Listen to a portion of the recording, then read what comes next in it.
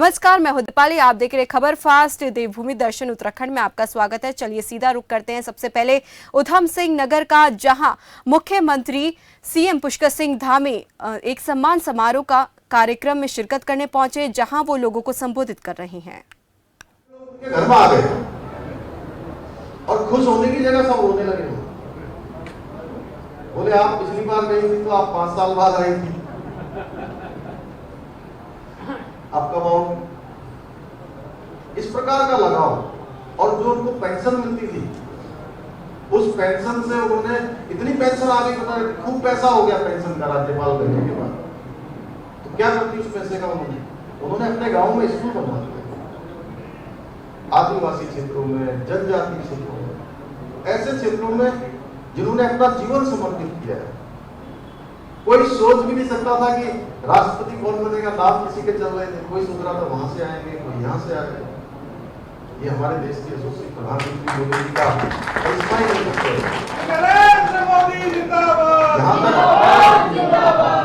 जहां तक कोई सोचता भी नहीं, उससे आगे उनकी सोच उतारा और पूरे वर्ग में एक खुशी का लहर है। बाजपुर में भी होगी, पूरा वहां भागलपुर से लेकर उड़ीसा के तमाम जो हमारे सीमावर्ती क्षेत्र हैं, एक बड़े क्षेत्र में, उस पूरे वर्ग में एक आशा, उत्साह और एक घोर, मैं कहूं उमंग का वातावरण उनके राष्ट्रपति के उम्मीदवार बनने से हुआ है। और ऐसे समय में जब देखिए वो इतने इस प्रकार का चरित्र हमारे सामने, वो किसी विचारधारा को आगे बढ़ाने के लिए नहीं है कि राष्ट्रपति कोई किसी विचारधारा का नहीं होता है। राष्ट्रपति तो पूरे देश का होता है, वो संविधान का प्रमुख होता है। तो ऐसे समय में सबको आगे आना चाहिए। बहुत सारे राजनीतिक दलों ने आज उनके समर्थन में आगे आ गए, बहुत सारे राजनीतिक दल उनको समर्थन दे रहे हैं। लेकिन एक पार्टी है जिस पार्टी ने देश के अंदर आपातकाल रोकने का काम किया, जिस पार्टी ने इस देश के अंदर, अगर भ्रष्टाचार की जननी किसी पार्टी को कहा जा सकता है, उस पार्टी को कहा जा सकता है, इसका नाम है कांग्रेस पार्टी, जो आज समाप्ति के दौर पर है और केवल विरोध के लिए विरोध करना है। मोदी जी कोई काम करेंगे, मोदी जी की सारी योजनाएं देखिए, अगर हम जन धन से शुरू करें, जन धन योजना, मोदी जी की जो है उज्ज्वला योजना, मोदी जी की जो है सौभाग्य योजना, मोदी जी की गरीब कल्याण अन्न योजना, आयुष्मान भारत योजना, प्रधानमंत्री आवास योजना, स्वनिधि योजना, मुद्रा योजना, ऐसे न जाने कितनी योजनाएं जो आम लोगों के जीवन में जिसने क्रांतिकारी परिवर्तन किया है, ऐसी योजनाएं मोदी जी के नेतृत्व में दी जा रही है। आम जन के लिए, गरीब जन के लिए, समाज के अंतिम छोर में खड़े हुए लोगों के लिए काम हो रहा है। और इनकी सरकारों में किन के लिए काम होता था?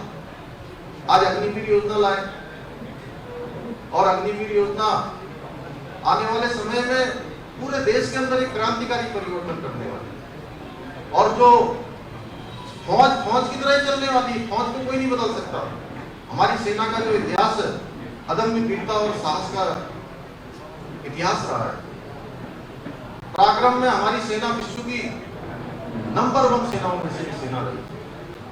वो सेना अपने स्तर से चलेगी, अपने जो उनका एक पुराने समय से जैसे चली आ रही, उसी तरह से सेना आगे बढ़ेगी।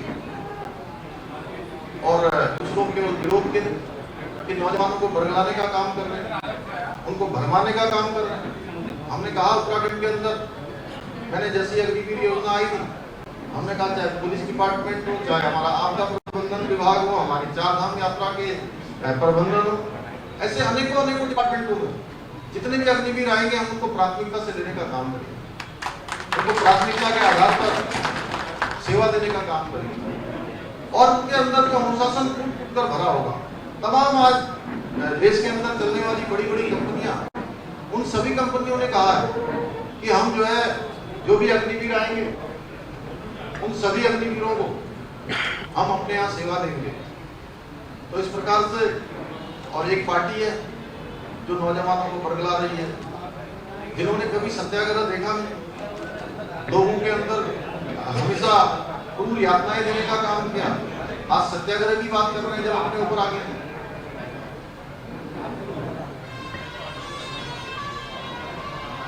भाइयों बहनों, आज मोदी जी के नेतृत्व में देश आगे बढ़ रहा है और सच माने में जिन्होंने आपातकाल देखा, जिन्होंने आपातकाल में संघर्ष किया, उन्होंने जो उस समय सपने देखे होंगे, जो उन्होंने सोचा होगा कि देश के अंदर कैसा लोकतंत्र स्थापित होगा, ऐसा लोकतंत्र जब समाज के अंतिम छोर में खड़े हुए व्यक्ति को भी सर्वोच्च पद पर जाने का मौका मिलेगा, यही सही मायने में यही किसी लोकतंत्र के लिए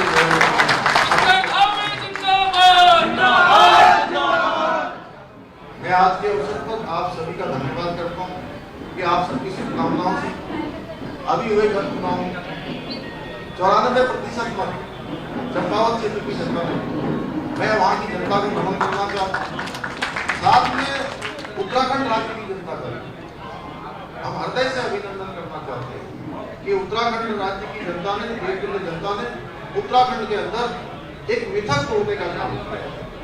एक मिथक टूटा है।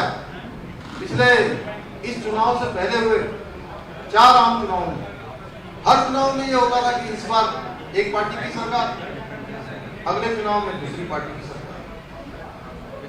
जब भी चुनाव होता था सरकार बदल जाती थी और बहुत सारे लोग इस बार भी सोच रहे थे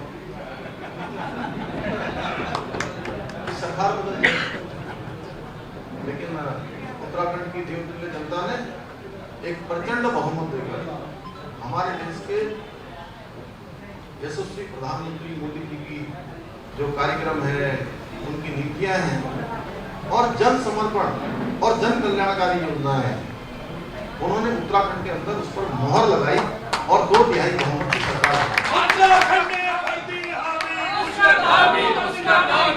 एक इतिहास पुष्करधामी जिंदाबाद, जिंदाबाद जिंदाबाद, नरेंद्र मोदी पुष्करधामी जिंदाबाद, जिंदाबाद जिंदाबाद। एक इतिहास बनाने का काम उत्तराखंड की देवतुल्य जनता ने किया है। भाइयों बहनों, हमने जो संकल्प लिए थे, हमने संकल्प लिया था 12 फरवरी 2022 को मैंने जिस दिन प्रधानमंत्री मोदी जी का यहाँ कार्यक्रम था, उस कार्यक्रम से पहले मैंने प्रेस कॉन्फ्रेंस करी और उसमें एक संकल्प लिया था कि हमारी नई सरकार बनेगी तो हम उत्तराखंड के अंदर सभी के लिए, जो देश के अंदर आप सब लोगों ने देखा कि देश के अंदर कई मांगें उठती गई, कई मांगों पर काम हो गया कि धारा 370 समाप्त होनी चाहिए। मोदी जी के नेतृत्व में धारा 370 समाप्त हो। लोग कहते थे कि चुनावी मुद्दा है, वो मुद्दा भी समाप्त हो गया।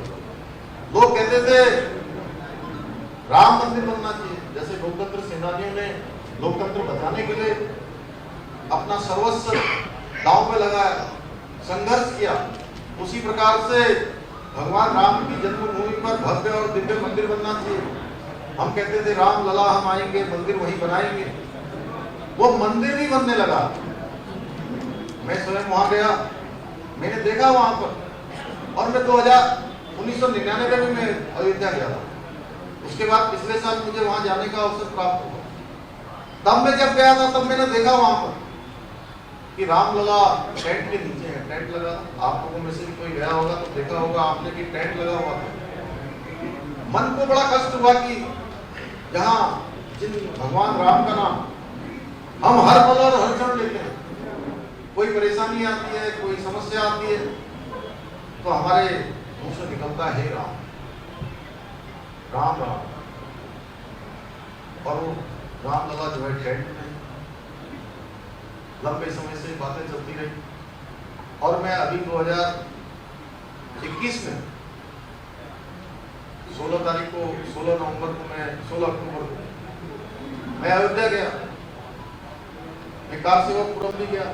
अरविंद पासी जी तो उस समय हमारे सांसद हो गए थे। उसके बाद तो जब मैं वहां गया, मैंने देखा कि इतना विशाल परिसर, उसमें बड़ी बड़ी मशीनें लगी हुई है, एक से एक बड़े बड़े जो है कंपनियां काम कर रही है। 100 फीट तक ड्रिल किया जा रहा है नीचे तक, और नीचे से जो है उसका बेस बनाकर ऊपर को लाया जा रहा है। आने वाले समय में वो स्थान केवल हिंदुस्तान का ही नहीं बल्कि दुनिया का सबसे बड़ा आध्यात्मिक और जो है धर्म का स्थान बन जाएगा। जय श्री राम, जय श्री राम, ये सब मोदी जी के नेतृत्व में हो रहा है। काशी गया, काशी देखा। काशी में भगवान विश्वनाथ का मंदिर, पहले वहां गया था मैं एक बार 2002 में, तब देखा कि अंदर जाने के लिए रास्ता भी नहीं था। और आज जाइए तो वहां कम से कम 5 लाख लोगों का कार्यक्रम उसके अंदर हो रहा है। कोई शिव भक्त अगर गंगा जी का जल लेकर भगवान विश्वनाथ जी को चढ़ाना चाहता था, महादेव पर चढ़ाना चाहता था, तो उसको रास्ता नहीं मिलता था। आज हाईवे जैसा बन गया है। मुझे भी अवसर मिला कि मैं गंगा जी के भी दर्शन किए और भगवान विश्वनाथ जी के भी दर्शन किए। उत्तराखंड में आ जाइए, देखिए आप, उत्तराखंड में हमारा केदारनाथ का प्रांगण पूरी तरह से क्षतिग्रस्त हो गया था मोदी जी के नेतृत्व में। और उस समय मोदी जी गुजरात के मुख्यमंत्री थे। 2013 में आपदा आई और उस आपदा के समय में उन्होंने उत्तराखंड सरकार से अनुरोध किया था कि मैं इस परिसर का काम करवाता हूं, तो उस समय उनको परमिशन नहीं दी। लेकिन भगवान भोलेनाथ जी ने, बाबा केदार ने अपने परिसर के पुनर्निर्माण का काम भी अपने ही भक्त को सौंपा। और मोदी जी जब देश के प्रधानमंत्री बन गए तो आज वहां पर 400 करोड़ रुपए की योजनाओं का लोकार्पण और शिलान्यास हो गया। एक चरण का काम पूरा हो गया, दूसरे चरण का काम पूरा होने वाला है, फिर तीसरे चरण का काम चलने वाला है। आप बद्रीनाथ जाएंगे कुछ सालों बाद तो आपको बद्रीनाथ भी जो है बिल्कुल दिव्य दिखेगा। पूरा उसका मास्टर प्लान भी तैयार हो गया है।